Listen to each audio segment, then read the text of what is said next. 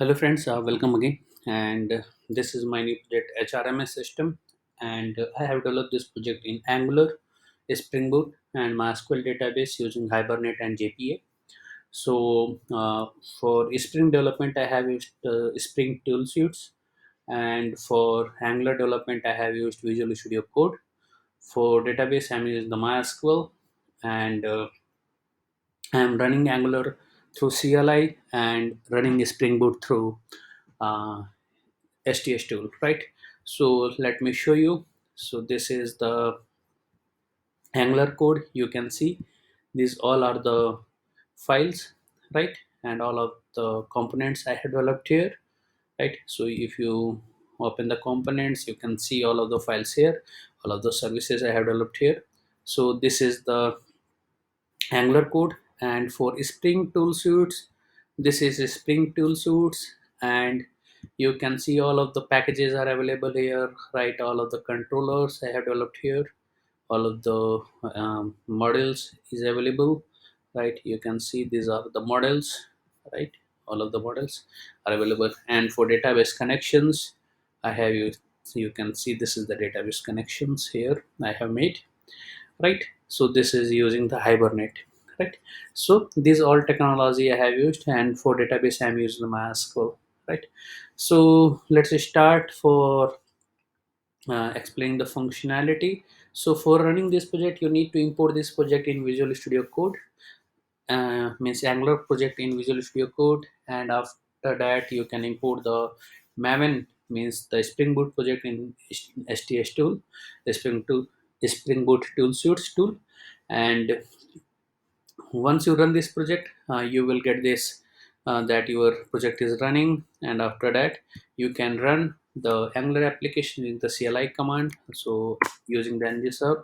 So I'm running the ngserve. You can see I'm using the Angular version 7.2.4, right? And you can upgrade it also if you want to do, right? So but currently I'm using the Angular version 7. You can see it's running successfully. For running this project, you need to open the browser. So this is the browser. You can see this project is already running, and this is admin based system. There is no employee login, there is no other systems, because this is a mini project. And admin can perform certain operations, right? Like adding the employee, adding the salary, adding the leaves. So these basic functionalities admin can perform. So the user ID is admin amit@gmail.com, and password is test. Once you log inside the system, then you will get this dashboard. Here you can perform certain operations, means you can see the dashboard, you can see the employee report, you can edit it. You can see this is the editable format. You can update any of the fields here, and after that, once you hit the submit button, then all of the data will be saved inside the database.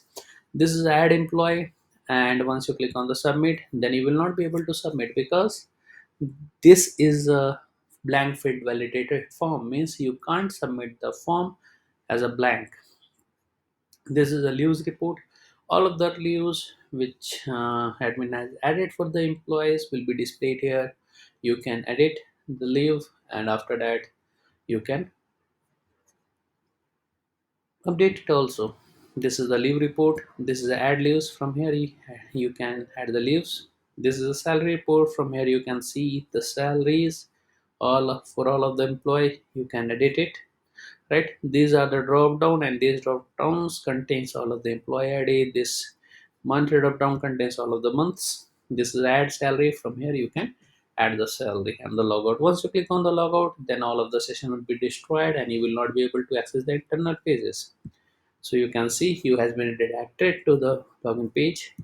But if you log in, then you will get the admin dashboard again, right?